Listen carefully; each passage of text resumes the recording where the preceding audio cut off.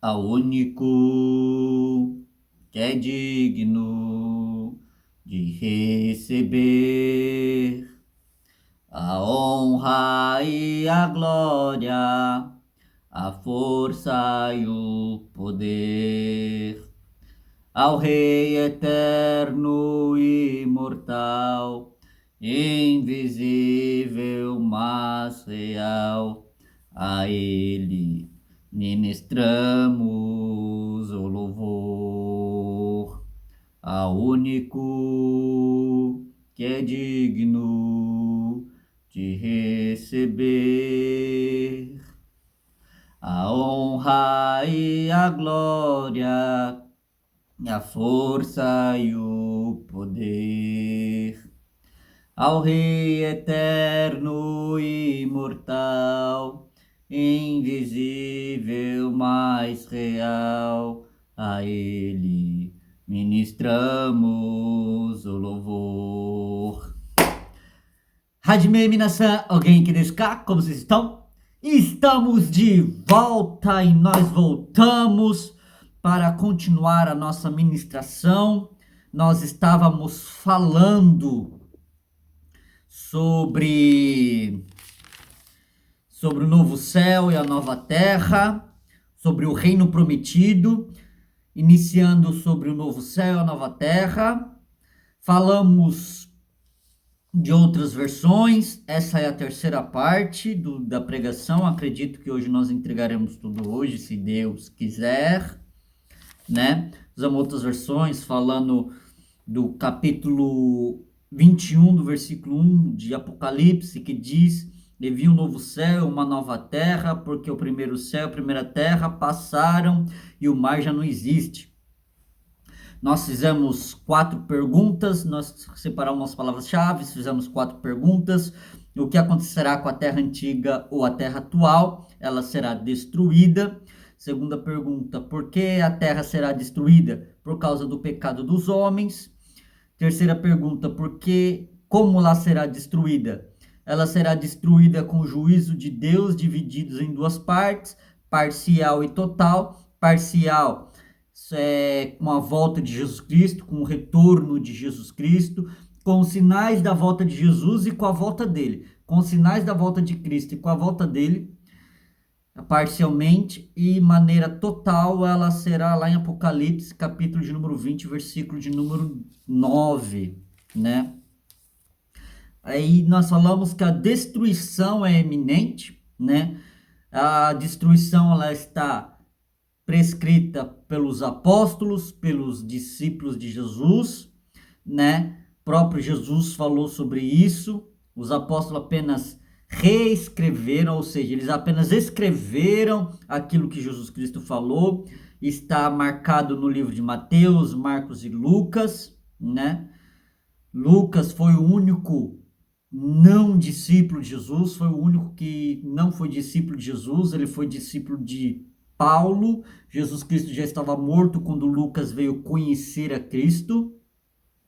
Então, Lucas foi o único não discípulo que não foi um dos 12, mas que conheceu o Evangelho, que escreveu 2 livros da Bíblia Sagrada. Paulo também não foi discípulo de Jesus, não esteve com Jesus, mas conheceu Jesus e andou com Jesus, porque Jesus Cristo morreu e ressuscitou, não continua vivo, né? Então, no livro de Mateus, Marcos e Lucas, fala sobre a destruição iminente que virá, parcialmente, totalmente, pelos profetas também, profeta Isaías, Sofonias, Joel, Malaquias, Daniel, né? Os apóstolos Pedro, Paulo e João, né? Falaram sobre também em suas cartas, em 2 Pedro, 1 Tessalonicenses, em Apocalipse, né? Então, nós temos aí a demarcação dos livros, da qual nós fizemos leitura de bastantes textos, né?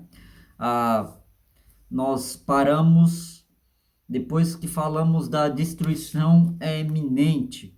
Falamos sobre a destruição pelos evangelhos, pelos profetas e pelos apóstolos em suas cartas, parando no livro do Apocalipse. Nós lemos Apocalipse capítulo 6, 8, 9, e lemos do 15 ao 19, alguns versículos somente do 15 ao 19, e o capítulo 20, nós também lemos um versículo, né? Capítulo 17, 18 e 19 de Apocalipse menciona a Babilônia, né? No capítulo 17 menciona o sistema babilônico, o capítulo 18 menciona a lamentação que o povo pecador teve pela queda da Babilônia, que Babilônia vai cair. E o capítulo 19 relata a alegria dos cristãos, a alegria dos santos, o triunfo de Jesus Cristo, quando Cristo voltar e arrebatar a sua igreja, né? E agora nós vamos dar continuidade respondendo a questão de número 2, né? A segunda questão, ela diz que porque a terra será destruída? A terra será destruída por causa do pecado dos homens. Isso já aconteceu no passado. O exemplo é o dilúvio, né? O dilúvio aconteceu, não foi um lugar regional, não foi local, foi universal, tá? O dilúvio foi universal, porque foi apenas 40 dias e 40 noites de chuva, tá bom, bebê?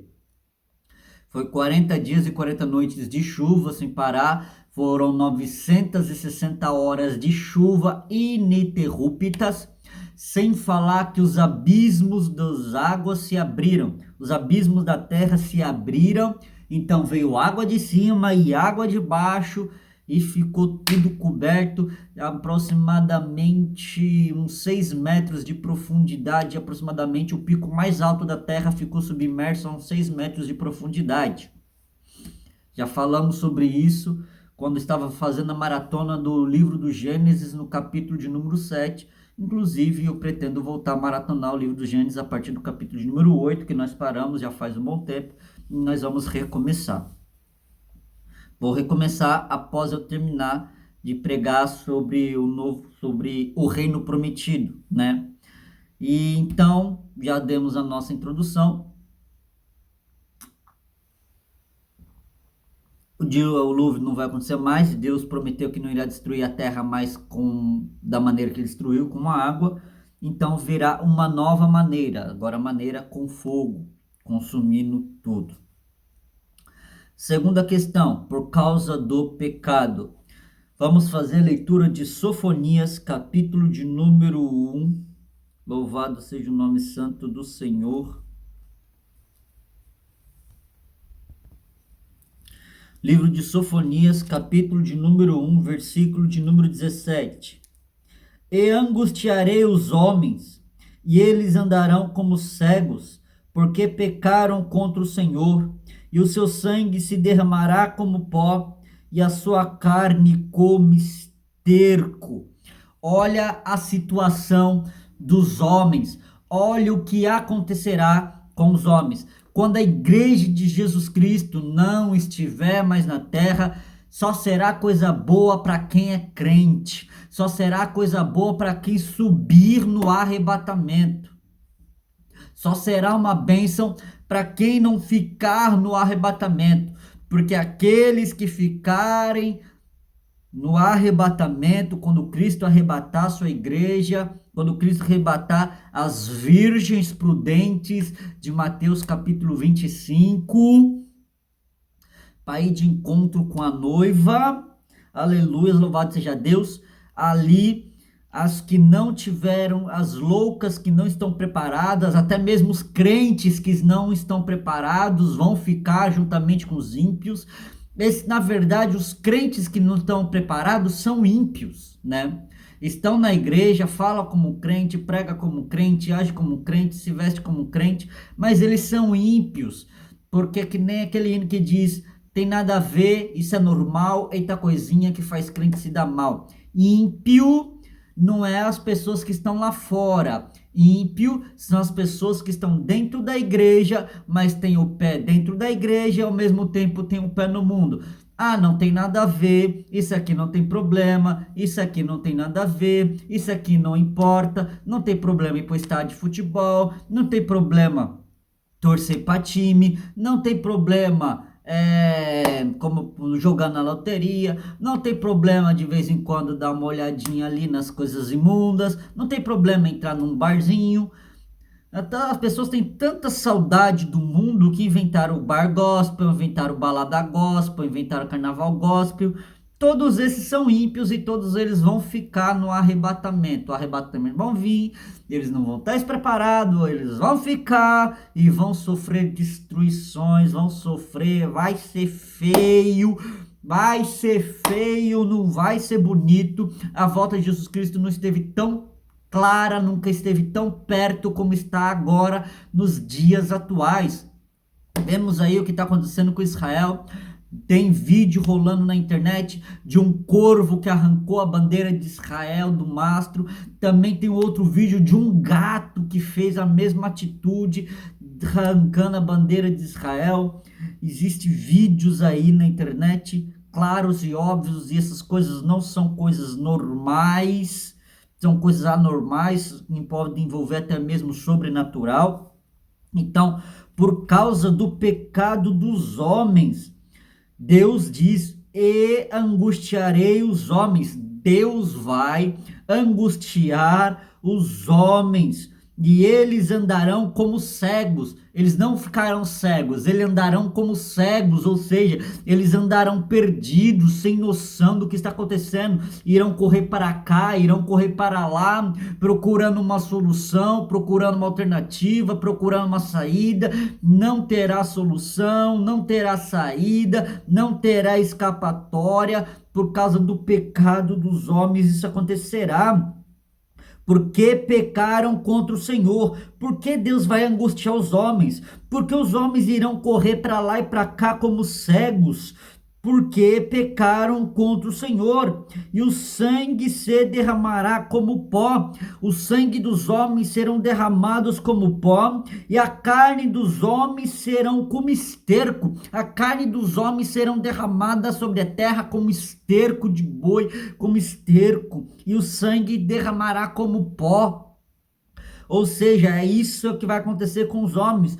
Por quê? Porque os homens pecaram contra o Senhor. Porque os homens pecaram contra o Senhor, eles serão angustiados por Deus, e é o próprio Jesus Cristo que fará estas coisas, porque Jesus Cristo disse que essas coisas aconteceriam e que ele mesmo vai fazer.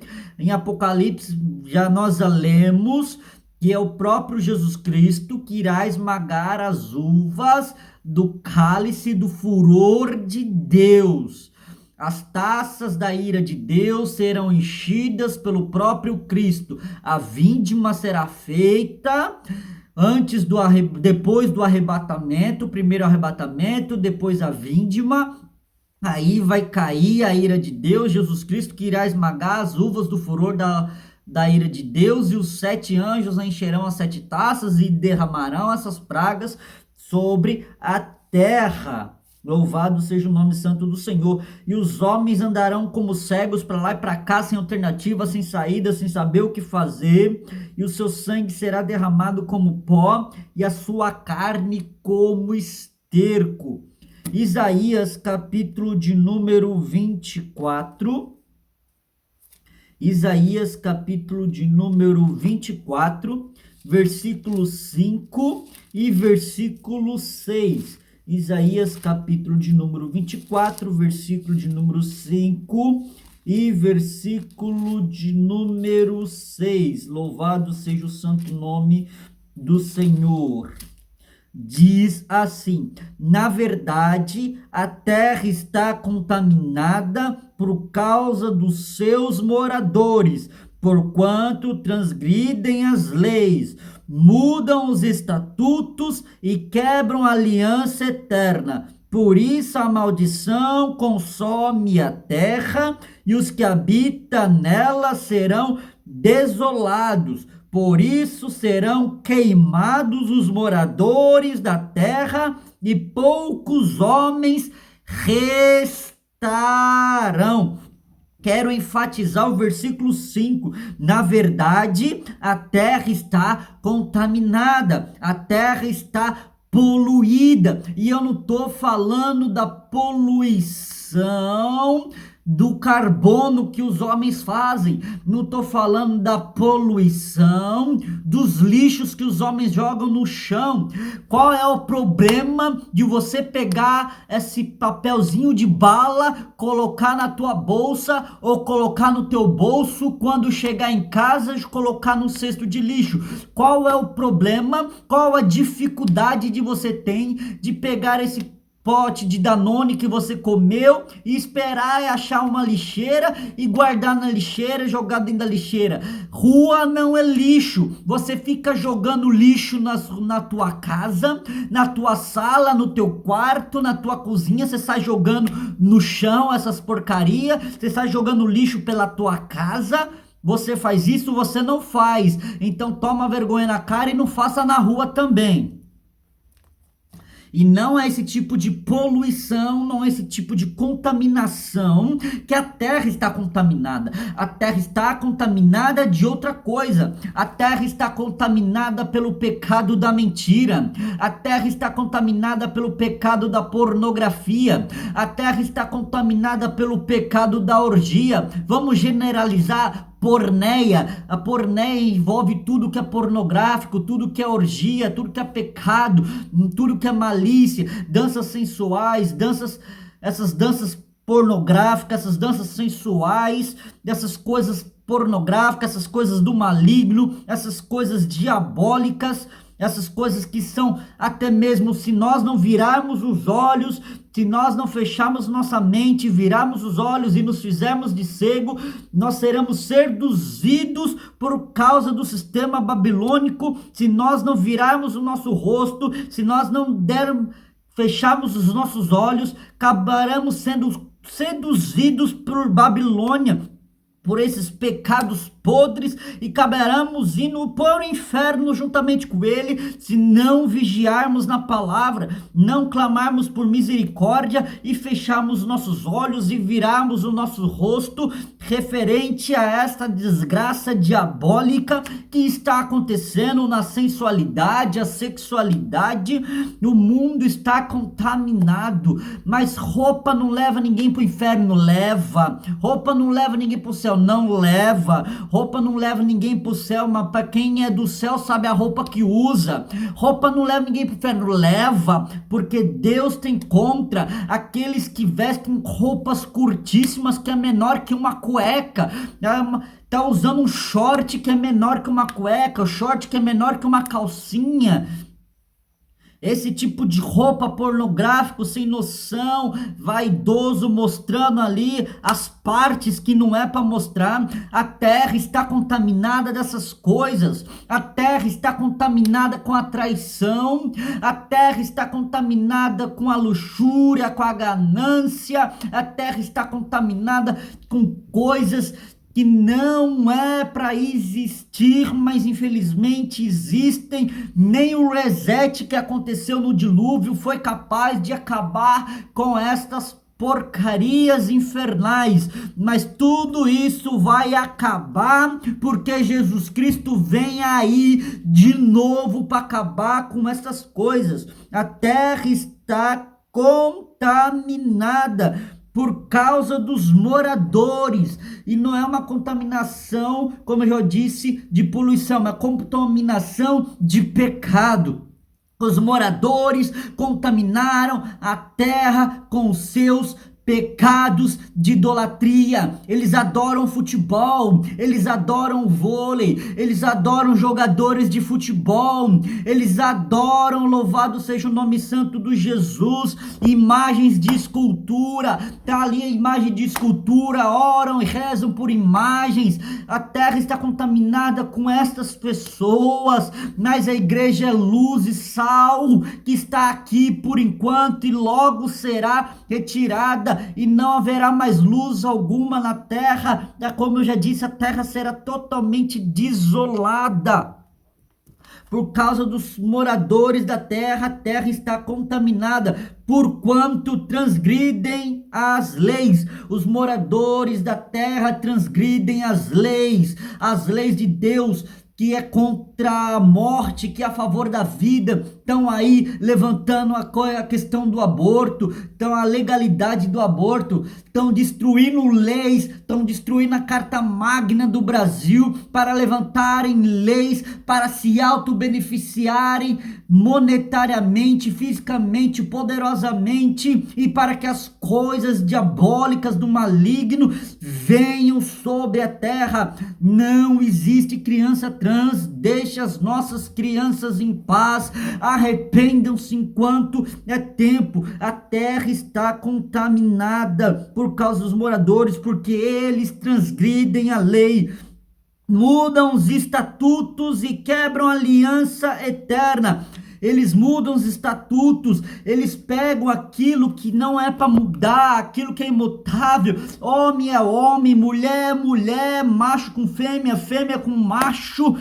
Nada de macho com macho e nada de fêmea com fêmea. Eles pegam esses estatutos eternos e quebram esses estatutos eternos, quebram essas alianças eternas e fazem como querem, fazem como acham, agem como acham que deve agir. Não é assim que se deve agir, não é assim que se deve fazer. Vocês estão destruindo a terra com seus pecados e Deus queimará tudo isso no fogo. Louvado seja o nome santo do Senhor. Por isso a maldição consome terra. A terra está amaldiçoada por causa dos pecados dos homens e a maldição consome a terra está se destruindo. Não adianta querer impedir agora a questão do aquecimento global, não adianta querer ver outros planetas para se morar no sistema solar, outros planetas para se morar em outra galáxia, em outra vida. Não tem como,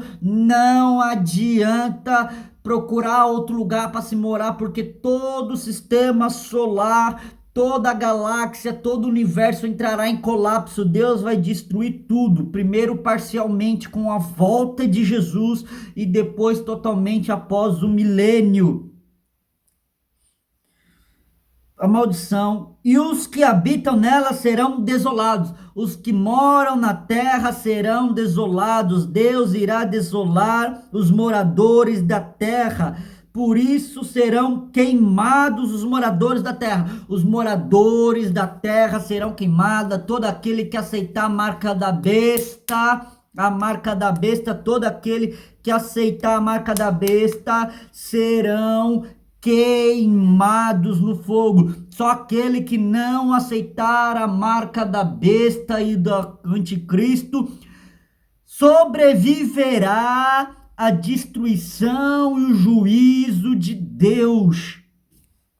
Sobreviverá às coisas que acontecerá enquanto a igreja estará lá na glória com Cristo, na bênção, no céu, na nuvem branca, em paz, na bênção, na maravilha, e Jesus Cristo soltando o chicote na terra, com a espada aguda que sai da sua boca, matando todo mundo, mostrando que Ele é Deus, que Ele é Senhor, destruindo totalmente o sistema babilônico para sempre, e colocando Israel como o superior de todas as nações, colocando Israel como a política mais predominante. Hoje é os Estados Unidos que predomina, mas quando Cristo voltar, os Estados Unidos vai ter que ceder a cadeira e Israel vai assumir, porque Jesus Cristo reinará por 1000 anos e será assim.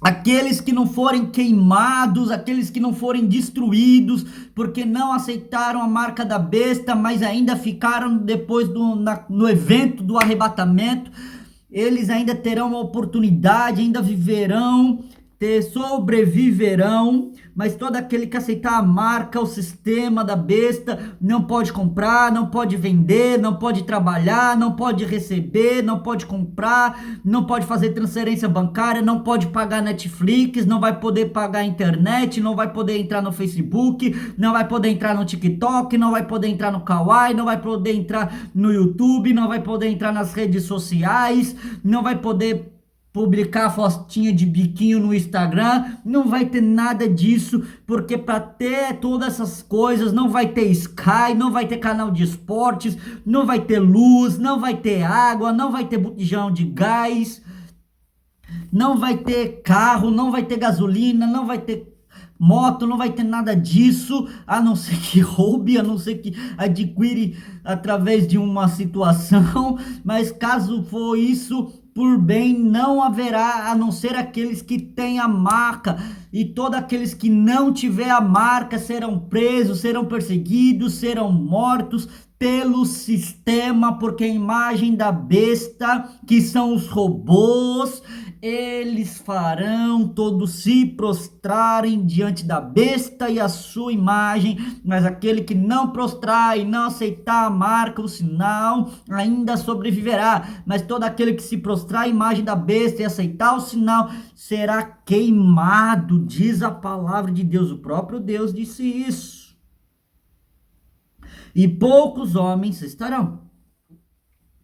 Então, a terra será destruída por causa do pecado dos homens. Terceira questão: como ela será destruída? Será destruída com juízo de Deus, em duas partes, parcial e total. Sofonias, capítulo de número 3, versículo de número 8. Sofonias, capítulo 3, versículo 8. Portanto, esperai-me a mim, diz o Senhor, no dia em que eu me levantar para o despojo, porque o meu juízo é ajuntar as nações e congregar os reinos, para sobre eles derramar a minha indignação e todo a dor da minha ira, porque toda a terra será consumida pelo fogo do meu zelo. Olha, isso aqui é Jesus Cristo falando através da boca do profeta Sofonias. Diz o Senhor: esperai-me a mim, ou seja, me espere. Quer pecar? Peque. Quer trair? Traia. Quer viver como você quer? Viva como você quer. Quem é sujo, suje-se mais ainda. Quem é limpo, limpe-se mais ainda. Quer pecar, peque. Quer fazer o que você quer fazer, faça. Age de jeito que você quiser fazer, mas espera, espera, espera. O que é seu está guardado, o que é seu pode esperar. Você não perde por esperar. Deus está dizendo: você não perde por esperar. Eu vou me levantar. Esperai-me a mim, diz o Senhor, em que eu me levantar para o despojo. No dia em que eu me levantar para o despojo. Isso aqui é o dia da volta do Senhor. Quando Deus se levantar para o despojo. Qual é o despojo de Deus? É congregar todas as nações num canto para o juízo. O juízo é juntar as nações e congregar os reinos.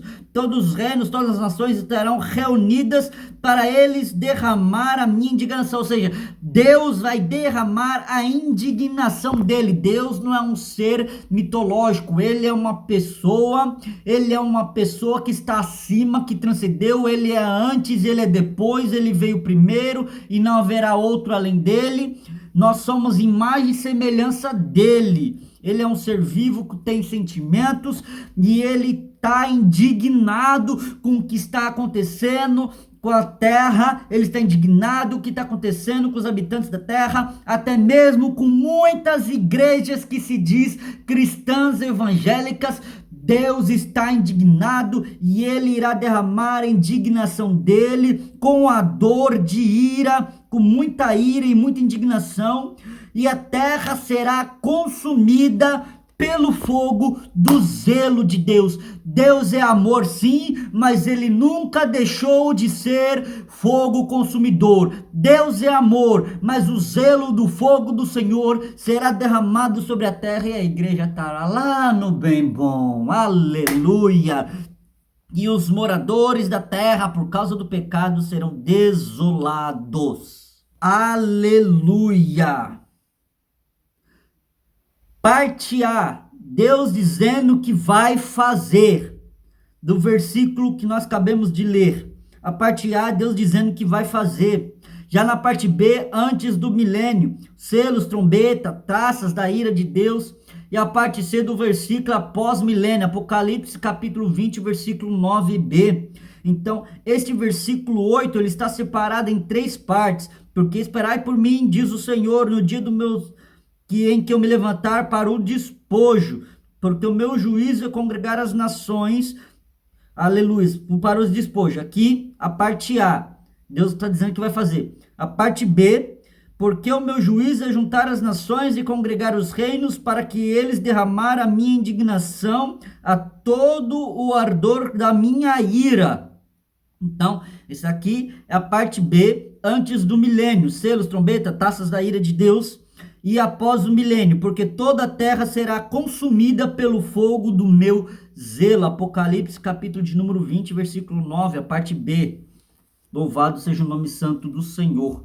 Então, a terra será destruída. Deus irá destruir, irá reunir as nações, irá botar fogo em todo mundo. Aqueles que não querem saber de Deus serão destruídos, serão lançados no lago de fogo, porque ele é amor, mas ele é justiça, ele é juízo. Deus não deixou de ser juízo, Deus não deixou de ser fogo consumidor por causa do seu amor. Deus não deixou de ser fogo consumidor por causa da sua misericórdia. A misericórdia de Deus está aí. Aceita quem quer. Jesus Cristo é o nome dele. Se não quiser aceitar, se prepara, porque o bicho vai pegar e vai queimar legal. Aleluia, agora que eu vi que eu tô sem o meu fone de ouvido.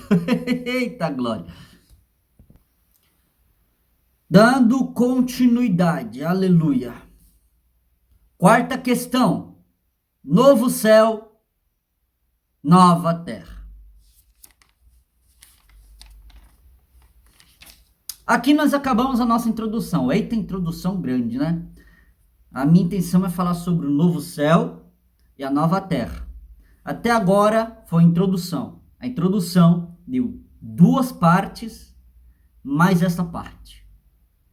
Agora nós vamos entrar no texto, na pregação, no foco da mensagem, que é também a quarta questão. O que é o novo céu e a nova terra? O que é o novo céu e a nova terra? É a restauração da antiga, assim como está a restauração de uma antiga, livro do Gênesis. Ou seja, a terra da qual nós vivemos, ela é a restauração de uma que já existiu. E a terra que vai vir, o novo céu, a nova terra que vai vir, é a restauração, a transformação desta aqui atual. Essa atual será queimada, essa atual será destruída, e Deus fará uma nova, trará uma nova. Na verdade, ela já está pronta, Deus só vai trazer bonitinha. Vai descer do céu. Vamos entrar na quarta questão e também no centro da mensagem, que é falar sobre o novo céu e a nova terra. Até agora só foi introdução. Foi uma introdução bem grande, graças a Deus. E poderia ser até maior, viu, irmãos? Alguns textos não foi autoexplicativos, alguns textos só foi lido, né? Para ganharmos tempo. E agora Isaías capítulo de número 65, versículos 17 ao 19. Isaías capítulo de número 65, versículos 17 ao 19. Porque eis que eu crio os céus novos e a nova terra, e não haverá lembrança das coisas passadas, nem mais se recordarão. Mas vos folgareis e exaltareis perpetuamente no que eu crio. Porque eis que crio para Jerusalém alegria e para o seu povo gozo. E folgarei em Jerusalém e exultarei no meu povo. E nunca mais se ouvirá nela voz de choro, nem voz de clamor. Vou repetir. Porque eis que crio céus novos e nova terra, e não haverá lembrança das coisas passadas, nem mais se recordarão. eu vos folgarei e exultarei perpetuamente no que eu crio, porque eis que crio para Jerusalém alegria e para o seu povo gozo, e folgarei em Jerusalém e exultarei no meu povo, e nunca mais se ouvirá nela voz de choro, nem voz de clamor. Este é o reino prometido. Deus diz, Apocalipse, capítulo de número 21 até o 22. Está aqui em Isaías 65. Só esses versículos 17, 18, 19 é praticamente um resumo de Apocalipse 21 e 22. E agora vamos um pouco mais didático. Aleluia. Novo.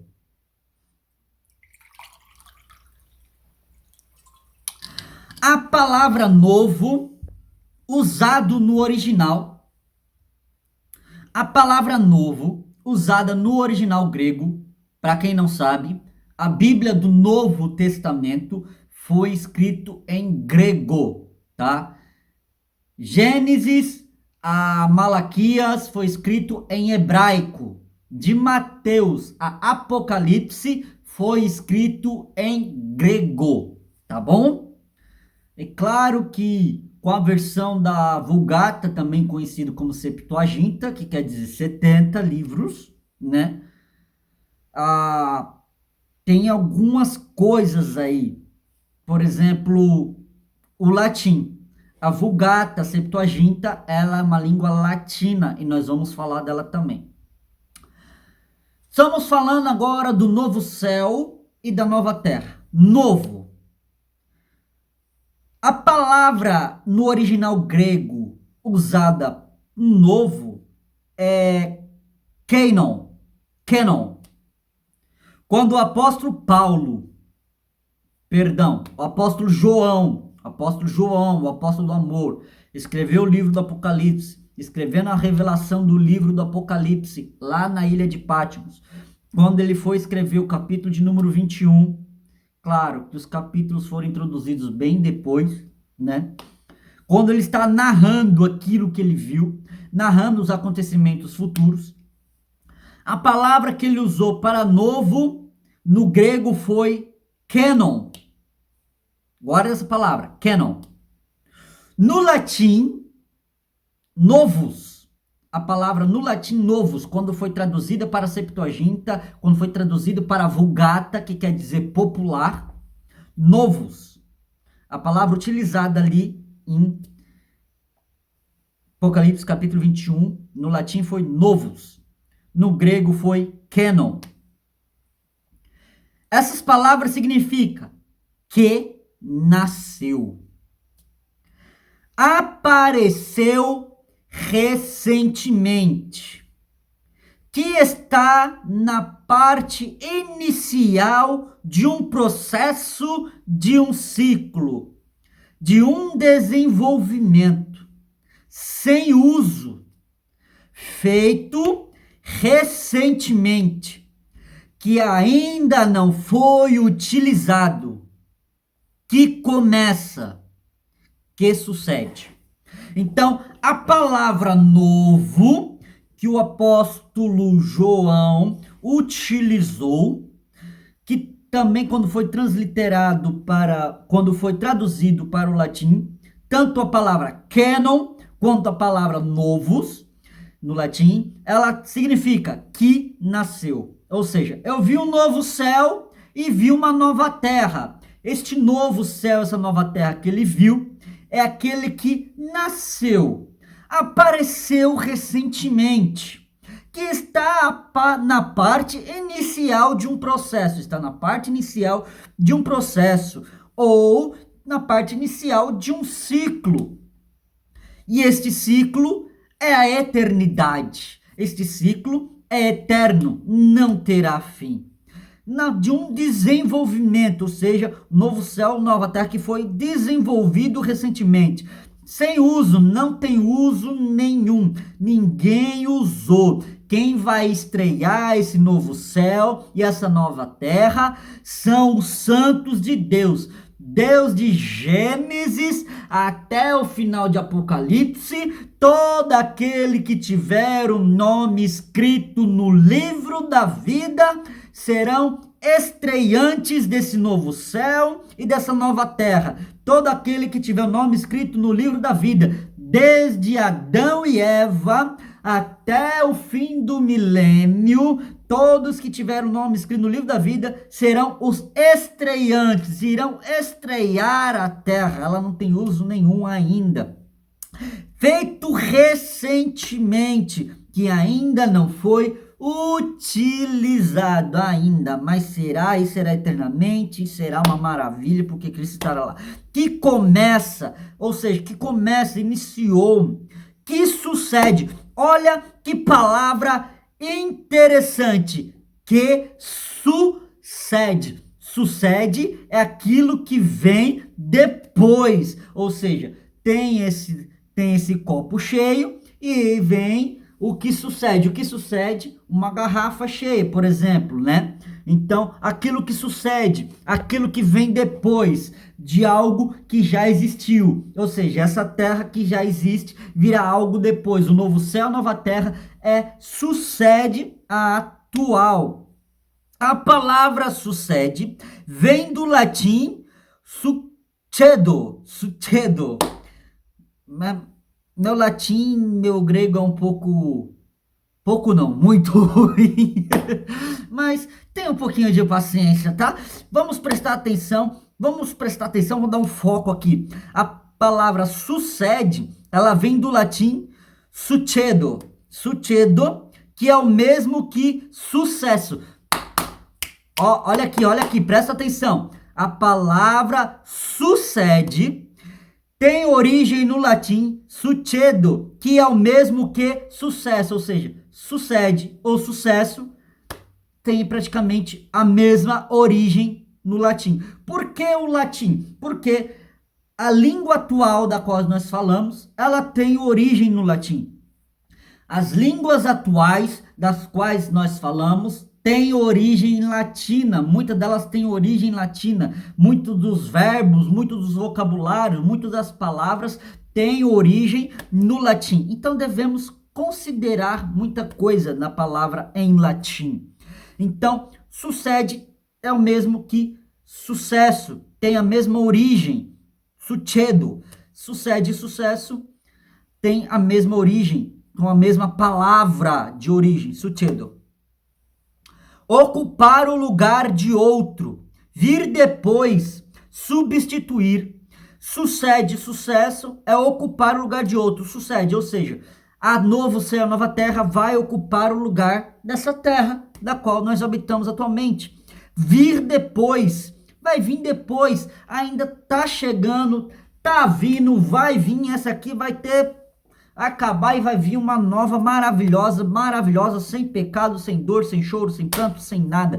Tá vindo aí e Deus vai garantir isso daí, porque ele não é homem para mentir, nem filho do homem para se arrepender. Se ele falou, tá falado e tá carimbado. E por que sucesso? Porque vai ser um sucesso, irmão. A gente vai conquistar. Sucesso tem a ver com conquista. Conquistar o sucesso. Chegar num patamar, chegar numa escala, chegar em um lugar que você tem, por exemplo, você quer se tornar um engenheiro e ser o dono da sua própria empresa. Quando você se torna um engenheiro e se torna dono da sua própria empresa, você conquistou o sucesso. Sucesso, você sucedeu aquilo que você era. Ou seja, você não tinha a sua empresa, você sucedeu você mesmo, porque você alcançou uma empresa. Você sucedeu a si mesmo, porque você não tinha diploma de engenharia e agora você tem um diploma de engenharia. Você sucedeu a si mesmo. Então, sucesso é aquilo que sucede, né? Por isso tem esse significado da origem na palavra latim. Verbo suceder. Presta atenção aqui. Verbo suceder. Acontecer depois. Olha, presta atenção. Verbo suceder, acontecer depois, vir em seguida. Ah, irmão, olha essas palavras como são bonitas. Vir em seguida, tomar o lugar de outrem, oh glória, tomar o lugar de outrem, suceder, tomar o lugar de outrem, sobrevém, tá aqui, sobrevém, assume, por exemplo, assume o lugar, assume a questão, ele assume a posição, ser sucessor, suceder, estar além, ficar no lugar, retomar posse daquele lugar, ou glória, que é assumir por direito ou eleição as funções ocupadas por outro que veio antes, ou seja, ser sucessor. O que é ser sucessor? Ser sucessor é aquele que é assumir por direito ou eleição as funções ocupadas por outro que veio antes. Por exemplo, nosso presidente até o ano passado era o presidente Jair Messias Bolsonaro. Hoje, o nosso presidente, que ocupa a Câmara da Presidência, que senta na Câmara da Presidência, é o Luiz Inácio Lula da Silva. Ou seja, Luiz Inácio Lula da Silva sucedeu Jair Messias Bolsonaro por eleição, ocupando o lugar de outro. Assim será o novo céu, nova terra, será eleito de Deus no novo lugar, nesse céu, nessa terra, nesse lugar onde nós vivemos. Por eleição de Deus, essa terra será destruída, e por eleição de Deus virá uma nova terra que sobrevirá. Aleluia! Que acrescenta, que sucede. Agora vamos continuando, que acrescenta, do grego kainos e novos, que é aquele que acrescenta, verbo transitivo de que acrescenta, providenciar melhoria. Oh glória, olha que palavra bonita, providenciar melhoria, juntar uma coisa a outra para tornar maior ou mais completa, adicionar, incluir, anexar, inserir, dar mais grandeza. Olha que coisa maravilhosa. Isso tudo aqui é sobre a palavra novo, tá? Tudo isso aqui é sobre a questão da palavra novo, que nós estamos destacando esta palavra aqui. Olha que maravilha.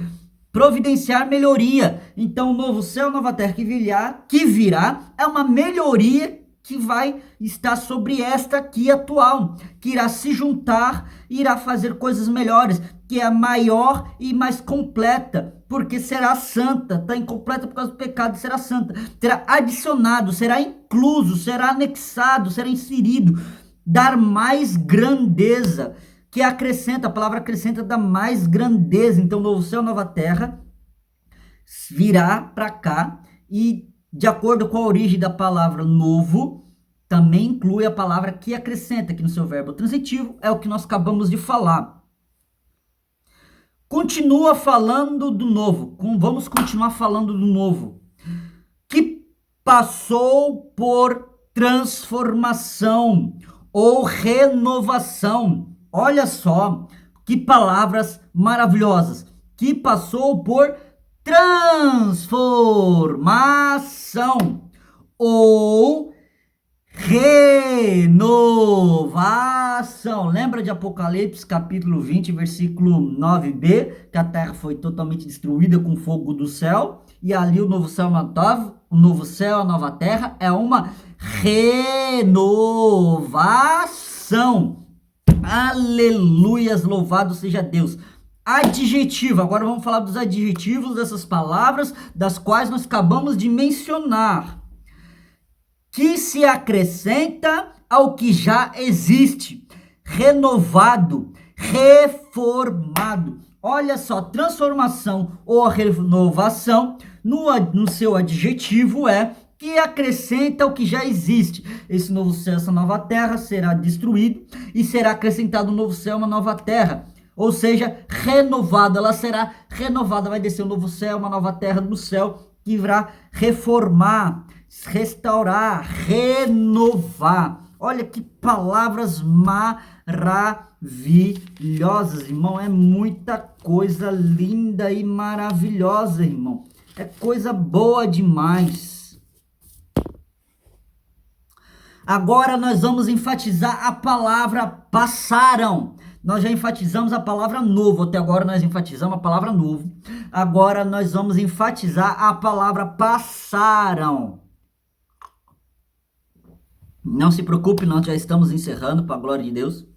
Passaram. A palavra passaram vem do verbo passar.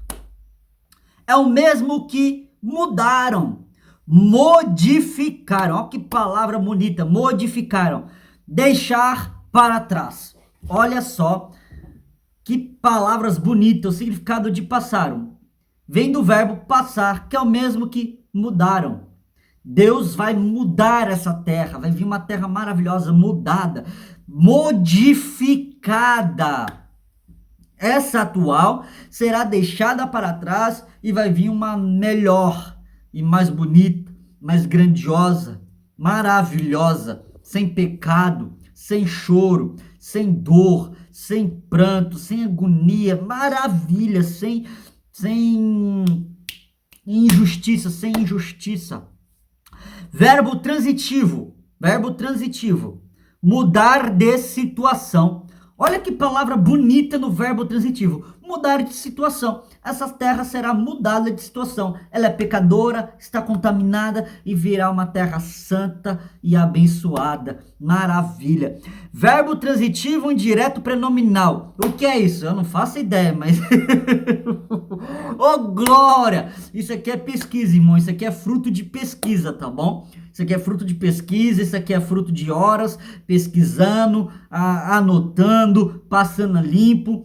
Eu não sei dizer o que é verbo transitivo indireto prenominal, mas eu sei dizer o que significa a palavra passaram no verbo transitivo indireto prenominal. Olha que palavra bonita que vai vir agora. Deixar de ser uma coisa para se tornar outra. Oh, glória, irmão. Olha que coisa maravilhosa. A palavra passaram. E vi novos céus e nova terra, porque os primeiros céus e a primeira terra passaram. Olha que coisa maravilhosa. No verbo transitivo indireto prenominal de passar é deixar de ser uma coisa para se tornar outra. Deixar de ser uma terra pecaminosa, deixar de ser uma terra de pecado, de aflição, de agonia, de tristeza, para ser outra coisa, uma terra de alegria, de gozo, de felicidade, de paz, de prazer, de justiça, de maravilha, de luz. Oh, glória! Continuando, a palavra usada no grego é pareromé. Pareromé. A palavra utilizada no grego, quando o apóstolo João foi escrever a palavra passaram ali no original grego, ele usou a expressão pareromé, que quer dizer soprar sobre. Aleluia! Ó, irmão, só quem é espiritual vai pegar. Pareromé, que quer dizer soprar sobre. É Deus que vai soprar sobre essa terra atual. Deus vai assoprar totalmente, e o sopro de Deus vai sair bolas de fogo que consumirá toda a terra, e Deus fará uma nova. Olha que expressão linda e maravilhosa. Do grego ao latim, a palavra é fler, né? A palavra é fler, quando a tradução pro português quer dizer sopro, ou seja, a palavra utilizada que o apóstolo João utilizou é pareromé. Pareromé, que quer dizer sopro, soprar sobre, ou seja, está falando Deus vai soprar sobre a atual e vai vir uma nova. Do grego ao latim é fler, que traduzindo para o português quer dizer sopro, ou seja, Deus irá soprar. O primeiro céus e a primeira terra passaram. É Deus assoprando. Já era, não existe mais. É o sopro de Deus que vai acabar com isso. A palavra universo, eu quero ressaltar que a palavra universo, pelo seguinte motivo. Não é só o planeta. não é só o sistema solar, não é só a galáxia, é o sistema universal, é o universo todo, é todo o sistema do universo. E para nós entendermos esse sistema do universo por completo, nós temos que entender a origem da palavra universo. A palavra do universo, ela é um conjunto de todas as coisas que existem desde o espaço, tempo e natureza. Vou repetir.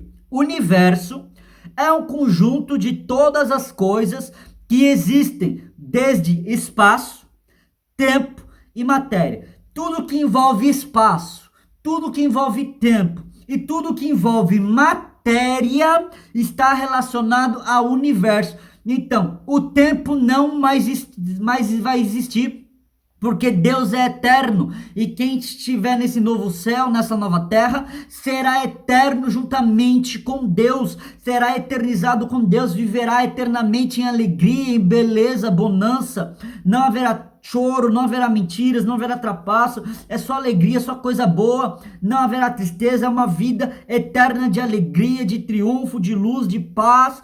Era o projeto que foi destruído por Satanás lá no Éden, será finalizado nesse novo céu, nessa nova terra. Não haverá tempo. Vai haver matéria, como nós vamos falar da cidade santa lá para frente. Haverá matéria, não haverá tempo. Aí haverá espaço. Haverá um novo universo. A palavra universo vem do latim universum. Ou seja, a palavra vem do latim universum. Universum, no latim, quer dizer o mundo. O universo, no literal, tudo junto. O mundo, o universo, no literal, tudo junto. Tá? A palavra, ou seja, universum, no latim, ela significa tudo junto. Espaço, tempo e matéria, tudo junto. A união de espaço, de um tempo e de matéria se chama universo. Universo, ela é uma junção de duas palavras. Unus mais versus. Essa aqui só quem é espiritual vai pegar, irmão. E se você não é espiritual e não pegar, o Espírito Santo vai me dar graça para te esclarecer. A palavra universo, ela é conjugada de duas palavras. Unus e versus, que quer dizer uma linha. Uma linha. O professor Adalto Lourenço, ele fala que Deus escreveu 2 livros. Um, a Bíblia Sagrada. O outro é a natureza, o universo. É outro livro que Deus escreveu. Ou seja, o universo é uma linha. Porque não tem fim. Uma reta não tem fim, irmão. Uma reta não tem fim. Não tem fim uma reta. O universo é uma linha reta. Deus criou uma linha reta infinita. Uma linha. E eu quero dizer uma coisa. Quem escreve a sua vida é Deus. Quem escreve a sua história é Deus. Quem escreve o seu destino é Deus. E Deus escreveu a sua história. Deus escreveu a sua vida. Deus decidiu o seu destino. E o seu destino não é o inferno. O seu destino não é o pecado. O seu destino não é uma vida de pecado. A vida que Deus escreveu para você não é uma vida de pecado, transgressão, iniquidade, e não é uma vida de condenação levada ao inferno eternamente. Não, não, não e não.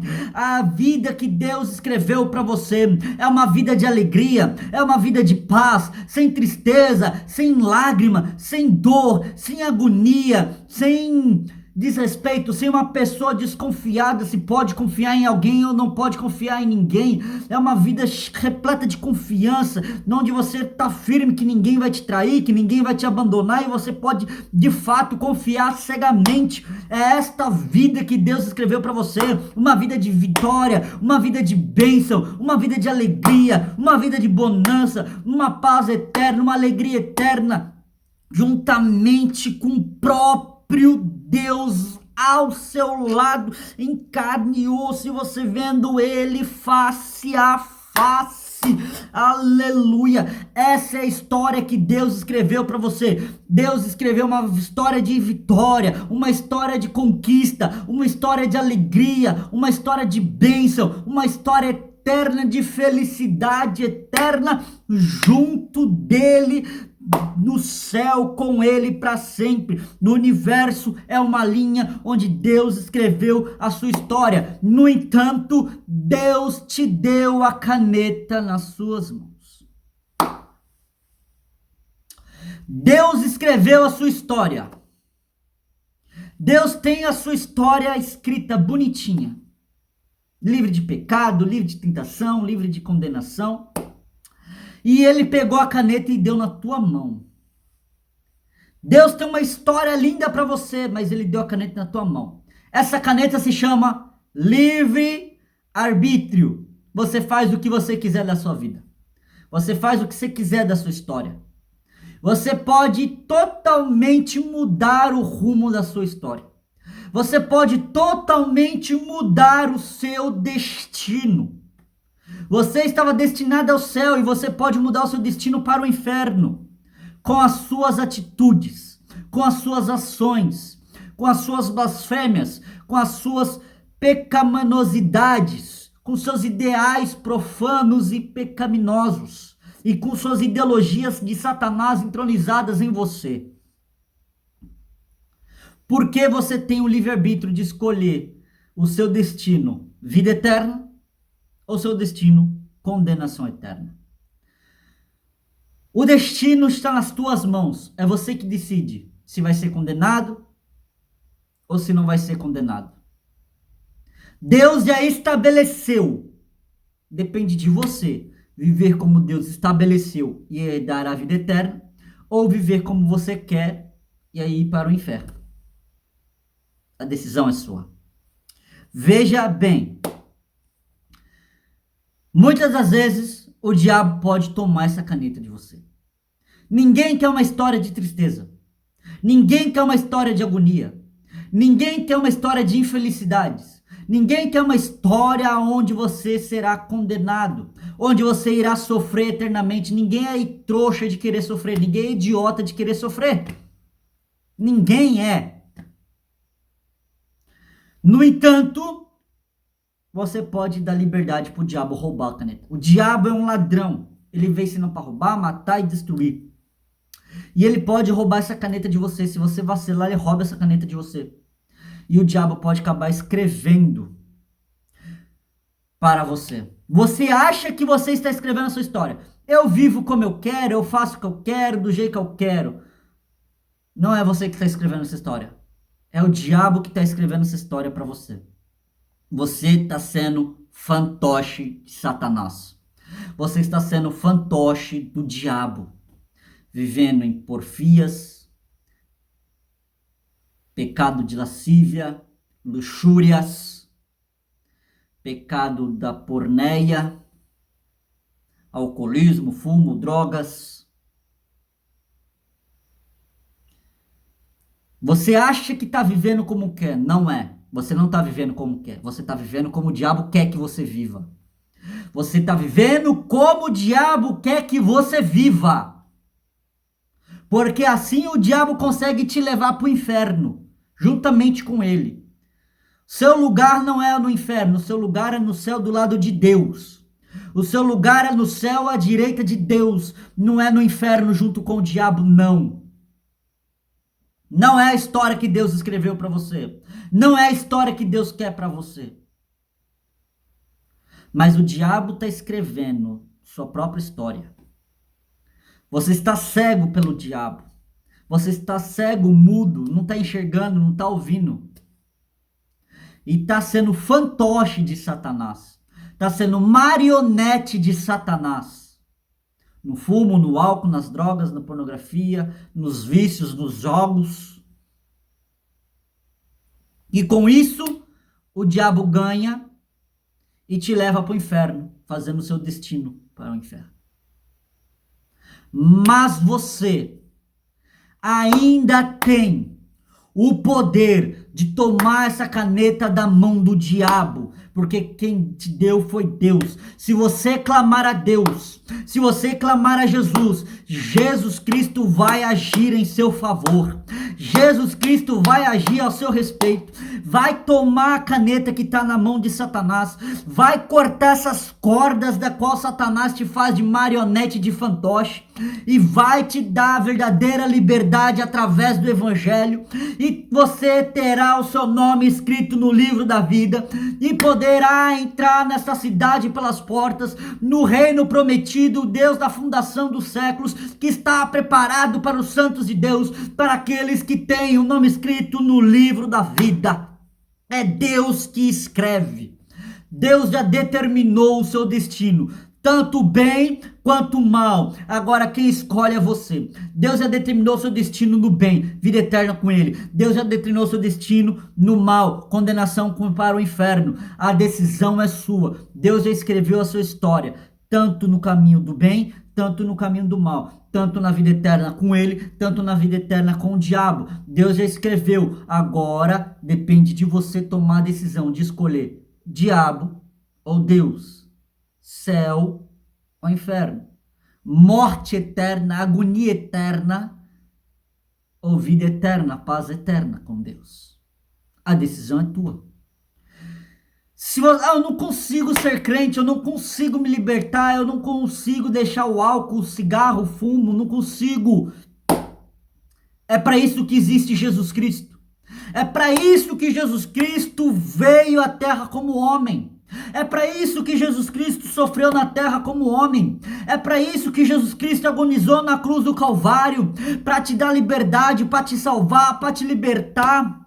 Essa é a contramedida de Deus. Jesus Cristo é o Cordeiro de Deus que foi sacrificado antes da fundação dos séculos. Antes do mundo em que vivemos fosse criado. Antes da criação, antes de Deus criar o mundo da qual nós vivemos, Jesus Cristo já havia sido sacrificado por expiação do seu pecado, porque Deus já sabia que você ia pecar, Deus já sabia que você ia errar, por isso Jesus Cristo veio antes, ele é antes com Deus, ele é o alfa, ele é o ômega, ele é o princípio, ele é o fim, ele está com Deus, Deus do princípio estará com Deus até o final de todas as coisas, eternamente. Deus já escreveu uma contramedida para impedir que você vá para o inferno. Deus já escreveu essa contramedida. E essa contramedida se chama Calvário, se chama cruz, se chama redenção, se chama Jesus Cristo Nazareno.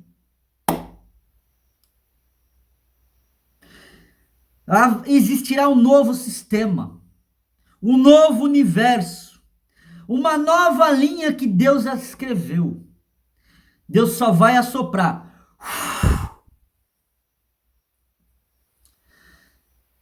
Isso aqui é uma borracha. Uma borracha. A borracha de Deus é a única que pode apagar a caneta de Satanás. A borracha de Deus é a única que pode apagar a caneta de Satanás. A caneta com qual você escreve.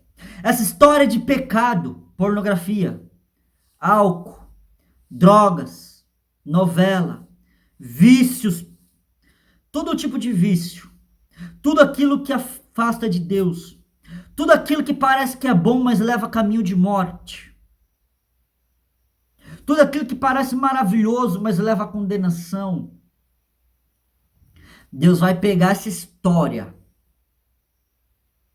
esse caminho podre, essa história que o diabo escreveu de tristeza, de agonia, de pranto, de choro, de dor, de desejo de suicídio.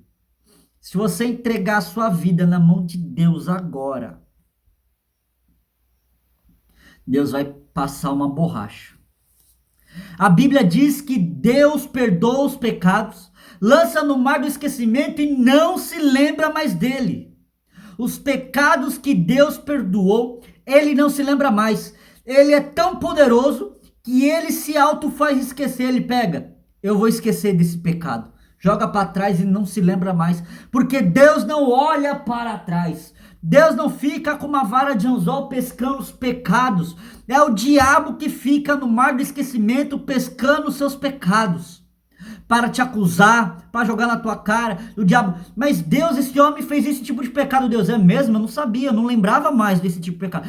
Sim, Deus, está registrado, ele fez aqui, assim, assim, assim. É mesmo, eu não lembrava. Então você está condenado. Aí vem Jesus, pera, papai. Ele de fato fez isso. O diabo pescou lá no mar de esquecimento, da qual o Senhor lançou lá para trás, por causa dessa cruz aqui.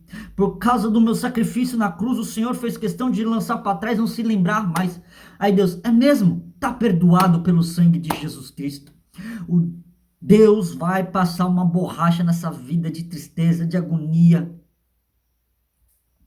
E a partir de hoje, Deus vai escrever uma nova história na tua vida. Deus tem um plano maravilhoso para você. Ele vai botar um ponto final nessa história. Ele vai apagar, ele vai passar uma borracha nessa vida de pecado, nessa vida de tristeza, nessa vida de agonia, nessa vida de aflição. Deus vai passar uma borracha. E quando você passa uma borracha, sempre fica uma coisa que você faz.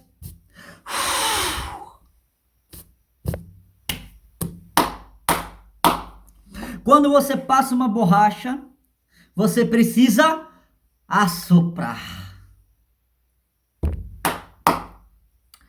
Passaram, no original grego, paré-romé, soprar sobre, fler, sopro.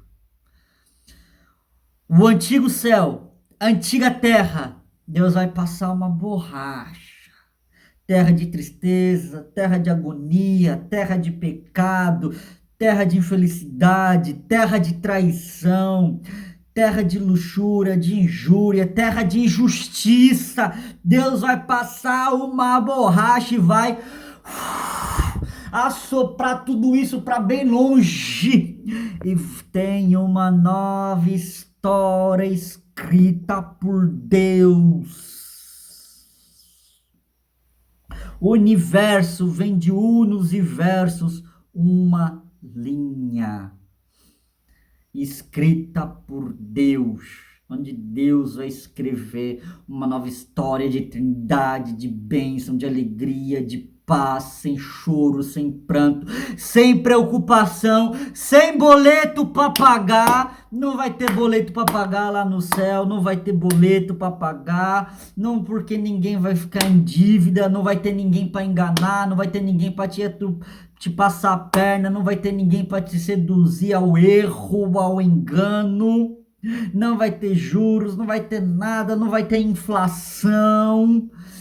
Lá não vai ter dinheiro que vai te levar à condenação. Lá, porque se você tem boleto para pagar, é porque você tem conta para pagar. Se você tem conta para pagar, é por causa do dinheiro. É por causa do sistema do dinheiro. E lá no céu não haverá sistema de dinheiro. Então você não vai precisar depender de dinheiro. Ou seja, você não vai depender de dinheiro. Se você não depende de dinheiro, você não vai ter dívida. Então, se não tendo dívida, não vai ter boleto para pagar. Lá é tudo de graça. Lá é tudo de graça. Lá vai ser tudo paz. Lá vai ser só alegria. Você só vai andar feliz da vida, sorrindo à toa. Aleluia. E isso Deus já preparou para todos aqueles que têm o nome escrito no livro da vida. Se você não tem o nome escrito no livro da vida, ou não tem certeza do nome escrito no livro da vida, Jesus Cristo te convida para ter certeza agora. Aleluia. Continuando, precisamos finalizar. Os cientistas teorizam que o universo está em expansão. Essa teoria se iniciou em 1929 por Edwin Hubble. Ou seja, em 1929, por causa de Edwin Hubble, veio a teoria da expansão do universo, através de sua pesquisa. Então, de acordo com os cientistas, o universo está em expansão. Só que tudo que expande tem um limite. Pegou? Pegou não? Tudo que expande tem um limite. Se o universo está em expansão, ele tem um limite. Eu vou usar uma teoria bem simples. O universo é como uma bexiga. E Deus é o criador do universo que está assoprando, assoprando, assoprando, assoprando. E o fôlego de Deus cria vida. O fôlego de Deus cria vida. O fôlego de Deus cria todas as coisas. Por que o fôlego de Deus cria todas as coisas? Porque Deus disse, haja luz e houve luz. Fôlego de Deus. E Deus disse, haja separação entre águas e águas, que haja firmamento nos céus, que as águas de baixo se juntem. Fôlego de Deus, haja luminares nos céus. Fôlego de Deus, porque para você falar você precisa soltar fôlego. Você não fala sem ar, é impossível você falar e não ter uma saída de ar do seu diafragma, do seu pulmão. É impossível não sair ar quando você fala. Então, quando você fala, sai fôlego, sai o ar. Então, o fôlego de Deus criou o universo, o ar de Deus criou o universo. Então o universo é como uma bexiga e Deus está soprando, Deus está soprando, Deus está soprando, Deus está soprando, Deus está soprando, Deus está soprando. O universo está expandindo, o universo está expandindo, o universo está expandindo, o universo está expandindo, o universo está expandindo e chegará uma hora que... Puf! O universo não existirá mais.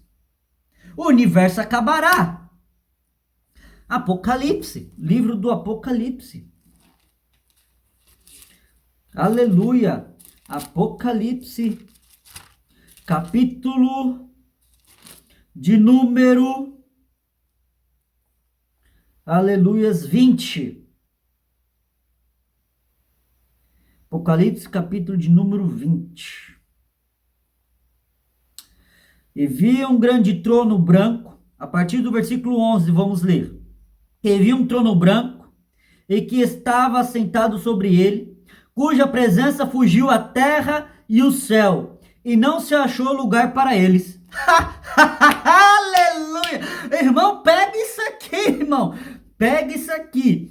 Olha só. E vi um grande trono branco, e o que está assentado sobre ele, cuja presença fugiu a terra e o céu, e não se achou lugar para eles. Não se achou lugar para o céu, e não se achou lugar para a terra. Ou seja, eles fugiram, não existe mais. Acabou. Aqui é o juízo de Deus, o último juízo, o juízo final, o trono branco. Todo aquele que não tiver o nome escrito no livro da vida será lançado no lago de fogo, que é a segunda morte, onde está o diabo, seus demônios, um lugar pior que até o inferno, que até o próprio inferno será lançado no lago de fogo. Então o universo está em expansão com o fôlego de Deus. E Deus vai assoprar, o universo vai acabar. Mas quando isso vai acontecer?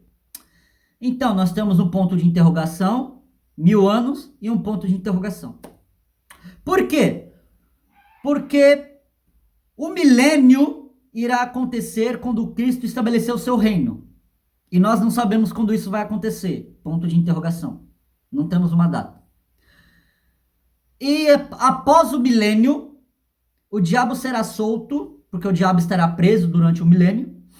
Ele será solto para testar o coração dos homens. Os homens irão se rebelar contra Jesus Cristo e contra Israel. A guerra de Gog e Magog. E esse é conhecido como um período de um pouco de tempo. Ponto de interrogação, não se sabe quanto tempo. Aí vai cair fogo do céu, vai consumir, vai acabar tudo. É aí que se acaba tudo, o universo some e inicia o juízo final. Os santos de Deus não passará por esse juízo, porque já está salvo. Só enfrentará o trono do juízo, o trono branco, quem não tiver o nome escrito no livro da vida, que será lançado no lago de fogo. Então, o universo como uma bexiga. A mesma coisa que uma bexiga. Quando você pega uma bexiga, enche, enche, enche, enche, chega uma hora que ela explode. Então o universo vai ser acabado com o próprio fôlego de Deus. E Deus irá criar um novo universo, um novo mundo, um novo céu, a nova terra, a cidade santa, o reino prometido. Aleluia. Agora, para finalizar, uma quinta questão. Nós já encerraremos essa primeira parte sobre o reino prometido. Porque nós estamos falando agora sobre o novo céu e a nova terra.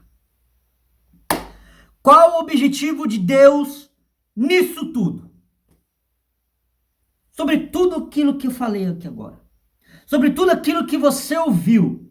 A destruição, que é profetizado Deus dos profetas antigos, foi falado pelos apóstolos, está escrito nos evangelhos, a volta de Jesus, o juízo final, a destruição de todas as coisas, parcialmente, totalmente. Qual é o objetivo de Deus nisso tudo? O objetivo de Deus nisso tudo é cumprir o seu desejo. Só isso? Sim. O objetivo nisso tudo é cumprir o seu desejo, porque Deus desejou a existência do mundo e o mundo existiu. Deus desejou a existência do homem e criou o homem. Deus desejou a existência dos animais, das bestas feras, dos peixes, das aves nos céus. Deus desejou a existência disso tudo e tudo existiu. Mas Deus não desejou o pecado. Deus não desejou a iniquidade. Deus deseja a santidade. Deus desejou desde o princípio a santidade. O primeiro pecador foi Satanás. E quem peca é do diabo. No entanto, podeis ser transformados em filhos de Deus mediante Jesus Cristo, herdeiros de Deus, cordeiros de Cristo, com o nome escrito no livro da vida, com direito à vida eterna, de paz, de bênção e de alegria. Então, o objetivo de Deus é cumprir o seu desejo. Tá, mas que desejo é esse? Qual é o desejo de Deus? O que Deus mais deseja? O que Deus mais anseia? Resposta: viver em harmonia e comunhão com os seres humanos e estabelecer o seu reino entre nós. O desejo de Deus é viver entre a humanidade. Deus deseja viver entre os humanos. Deus deseja estabelecer o reinado dele entre os homens. Deus, todo-poderoso, soberano de tudo, deseja viver, ele deseja ter um relacionamento com os seres humanos.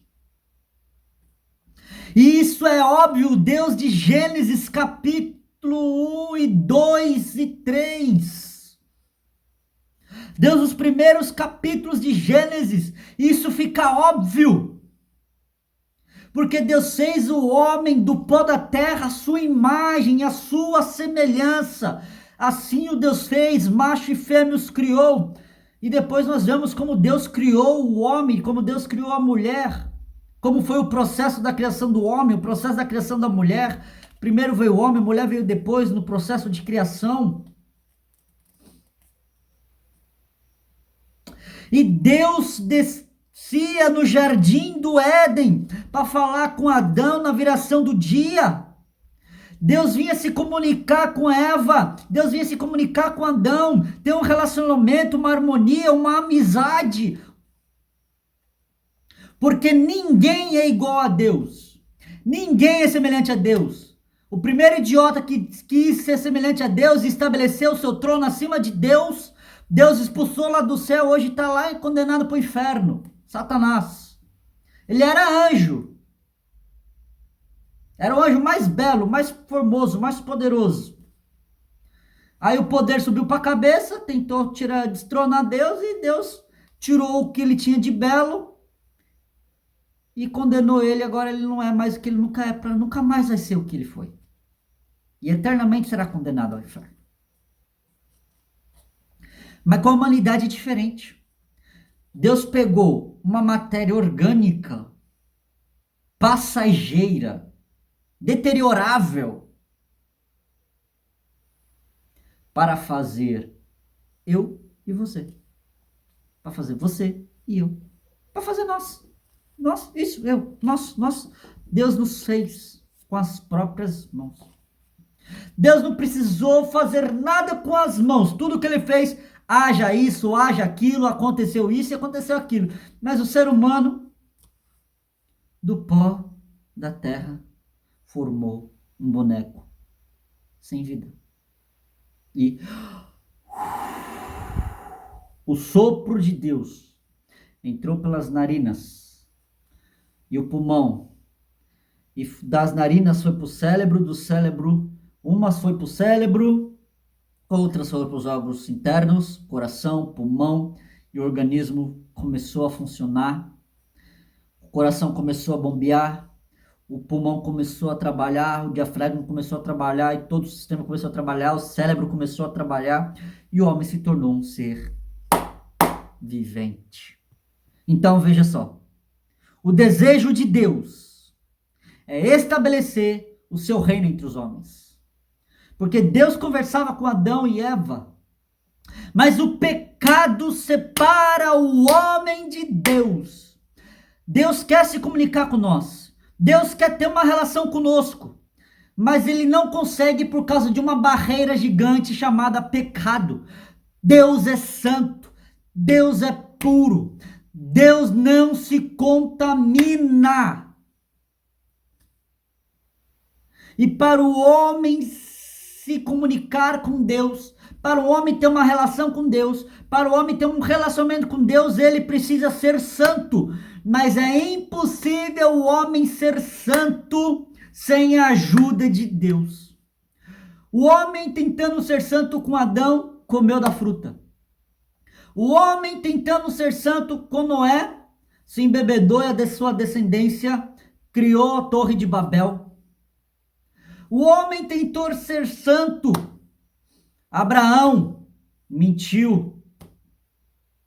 O homem tentou ser santo. Davi, o rei segundo o coração de Deus, cometeu adultério e um assassinato. O homem tentou ter comunhão com Deus. Deus tentou. O homem tentou ser santo, mas o homem não conseguiu. Aí Deus teve que se fazer homem para morrer pelos homens, para dar uma oportunidade para os homens, para serem salvos. Deus se fez homem para dar uma oportunidade aos homens de serem santos. Sem a ajuda de Deus é impossível ser santo. Nós só podemos ser santos como santo ele é, com a ajuda dele, mediante Jesus Cristo na cruz do Calvário. Porque o sangue de Jesus Cristo nos purifica de todo pecado. Nós somos trevas, mas o sangue de Cristo nos transforma em luz. Nós somos pecadores, mas o sangue de Cristo nos transforma em santos. Nós só somos santos por meio do sangue de Jesus Cristo derramado na cruz do Calvário.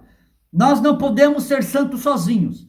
Só podemos ser santos com a ajuda de Deus, mediante Jesus Cristo.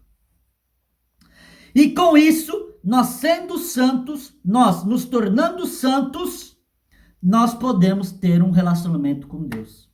Nós podemos ter comunhão com Deus. Mas ainda somos iníquos. Ainda vivemos nessa terra de pecado. Ainda estamos sujeitos a cometer pecado. Ainda estamos sujeitos a errar. Ainda estamos sujeitos a cometer ofensas a Deus. Ainda estamos sujeitos a jogar fezes no rosto de Deus. Pecado é isso. É você pegar fezes e jogar no rosto de Deus. E Deus te olha com um olhar de ternura e amor, dizendo: te amo, te perdoo. Vem para mim, deixa de ser pecador. Deixa eu te transformar santo. Que Deus maravilhoso, irmão. Você joga fezes no rosto dele todo santo dia com seus pecados. E ele ainda assim está disposto a te perdoar. Jogar e esquecer tudo isso. Ele está disposto a jogar para trás e esquecer de tudo isso e te perdoar. Mesmo você jogando fezes no rosto dele dia após dia, ele ainda está disposto a te perdoar. Porém, ele determinou um tempo em que não vai mais perdoar e vai agir com justiça. Ele determinou um tempo onde o amor dele ficará somente para aqueles que receberam o amor. O amor de Deus ficará somente com aqueles que receberam o amor de Deus. Aqueles que não receberam o amor de Deus, ficará com o juízo de Deus, com a ira de Deus, que é sobre o que nós falamos, da destruição do antigo céu e da antiga terra, ou da atual terra e do atual céu. Que falamos nessa introdução, que deu 2 mensagens e meia, e mais uma baita introdução, antes de entrarmos no novo céu e na nova terra. Deus está disposto a te perdoar.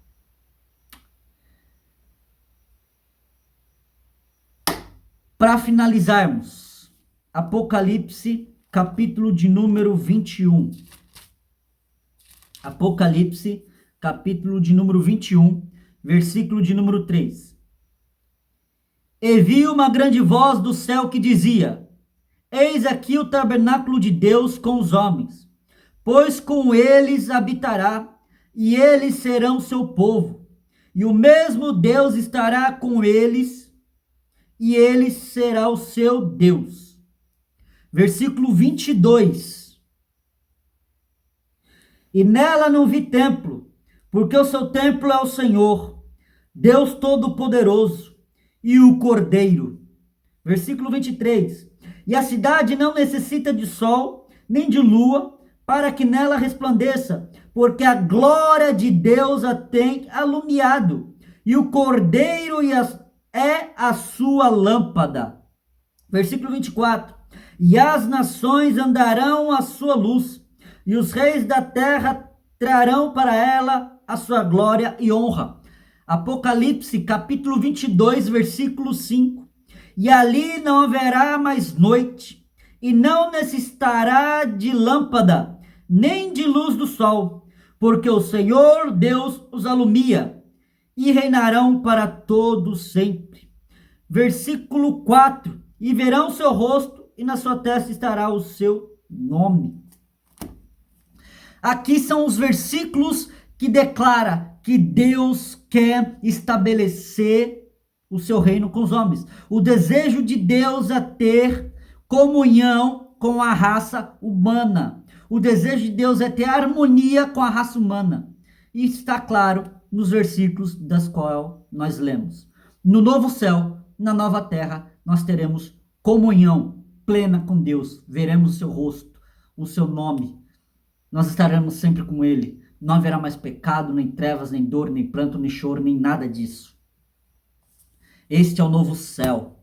Esta é a nova terra, criado por Deus, para que nós estejamos com ele em santidade para sempre. Na próxima vez nós vamos falar da cidade santa. Depois de falarmos da cidade santa, nós vamos falar do muro da cidade santa.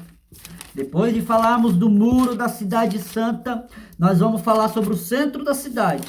E depois de falarmos do centro da cidade, nós vamos falar do melhor de tudo isso. Ainda tem muita coisa pela frente. Deus abençoe vocês e até a próxima.